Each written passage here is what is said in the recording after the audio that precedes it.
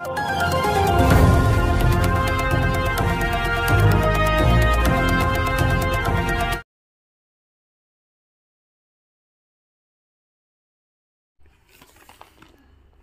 रब्बी हंगामातील शेती कामाची लगबग. मराठा आंदोलक मनोज जरांगे यांनी चालवला ट्रॅक्टर.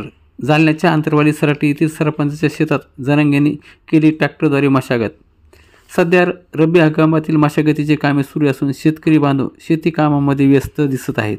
अशातच मराठा आंदोलक मनोज जरांगे यांनी जालन्याच्या आंतरवाली सराटी येथे ट्रॅक्टर चालवत शेती मशागतीचे काम केले आहे.